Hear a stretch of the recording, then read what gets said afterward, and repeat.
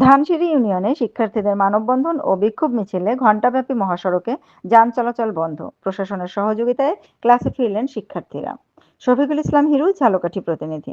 ঝালকাঠি ধানসিঁড়ি ইউনিয়নের বৈদারাপুর মাধ্যমিক বিদ্যালয়ের বখাটের শিক্ষক সোহাগ শিক্ষার্থীদের যৌন হয়রানি, মোবাইলে মেসেজ সহ প্রস্তাবের প্রতিবাদে বখাটে শিক্ষকদের বিরুদ্ধে শিক্ষার্থী ও স্থানীয়দের মানববন্ধন।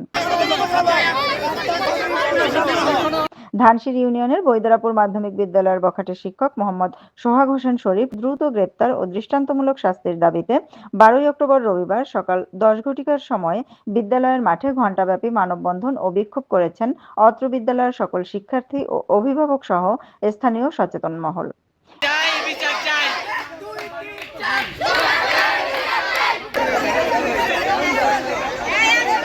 এ সময় তারা সাংবাদিকদের বলেন, মাধ্যমিক বিদ্যালয়ের সহকারী শিক্ষক বখাটে সোহাগ হোসেন শরীফ ও মাধ্যমিক বিদ্যালয়ের কোমলমতি শিক্ষার্থীদের সাথে অশুভ আচরণ সহ সুকৌশলে শ্লীলতাহানির চেষ্টা চালাচ্ছে।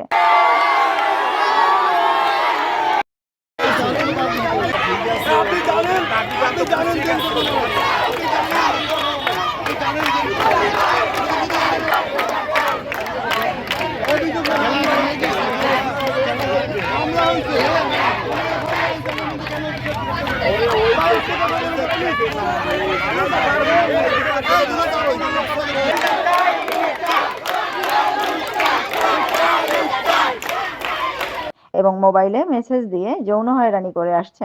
উল্লিখিত বিষয়ে ঝালকাঠি সদর থানায় একটি মামলা হয়েছে, কিন্তু এখনো গ্রেপ্তার হয়নি বখাটে শিক্ষক সোহাগ। এর দাবিতে মহাসড়ক অবরোধ করে ঘণ্টাব্যাপী মানববন্ধন ও বিক্ষোভ করেছে শিক্ষার্থীরা।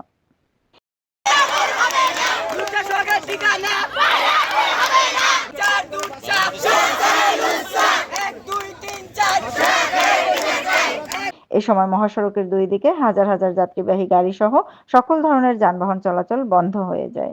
এতে শুরু হয় সাধারণ মানুষের ভোগান্তি। ঠিক সেই মুহূর্তে ঝালকাঠি উপজেলা নির্বাহী কর্মকর্তা ও ঝালকাঠি সদর থানার অফিসার ইনচার্জ মোহাম্মদ মনিরুজ্জামান সহ বিভিন্ন দপ্তরের প্রশাসনিক কর্মকর্তাগণ মহাসড়কে যানজট নিরসনের জন্য শিক্ষার্থীদের দাবি মেনে নিয়ে বিক্ষোভ ও মানববন্ধন মহাসড়ক থেকে স্কুলের ভিতরে নিয়ে যান এবং বখাটে শিক্ষক সোহাগ ও সহকারী শিক্ষক আতাউর রহমান সহ সকল অপরাধীদের উপযুক্ত শাস্তি দেবেন বলে আশ্বস্ত করেন উপজেলা নির্বাহী কর্মকর্তা। আজকে বৈদারপুর মাধ্যমিক বিদ্যালয় স্টুডেন্টের সাথে এখানকার একজন শিক্ষক সোহাগ নামের একজন শিক্ষক, উনি অশালীন আচরণ করেছেন কোচিং সেন্টারে পড়ারত অবস্থায়। এরকম একটি বিষয়, তো সেটির বিষয়ে ওরা মানববন্ধন করেছে এবং যেহেতু এটি আশাল এবং খুলনা হাইওয়ের পার্শ্ববর্তী একটি স্কুল, এই কারণে ওরা মূল রাস্তা ব্লক করে আসলে মানববন্ধন করছিল।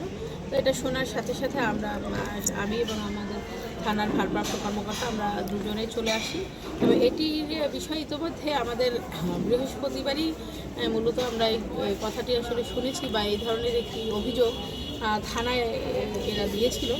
তো সেটার প্রেক্ষিতে আমরা শোনার সাথে সাথেই প্রয়োজনীয় পদক্ষেপ গ্রহণ করেছি। তাদেরকে বুঝিয়েছি যে এটি আসলে একটি আইনগত প্রক্রিয়ার মাধ্যমেই যেতে হবে এবং আইনগত প্রক্রিয়ায় যেতে হলে যে পদক্ষেপগুলো নিতে হয় আমরা সকল সঠিক পদক্ষেপ নিয়েছি ইতিমধ্যে, এবং এটি বিষয়ে ইতিমধ্যে একটি মামলাও হয়েছে থানায় শুক্রবার রাতে।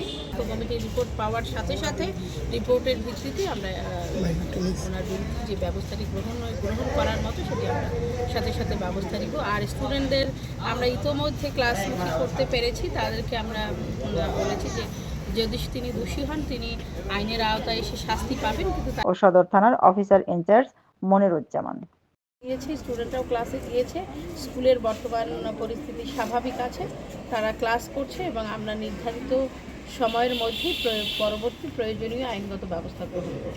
আমরা ইতিমধ্যে জেনেছেন যে আমরা সব রাষ্ট্রবিরোধী মামলা নিয়েছি, মামলা হয়েছে, আসামি গ্রেপ্তার সহ প্রয়োজনীয় আইনগত কার্যক্রম গ্রহণ প্রক্রিয়া দিই।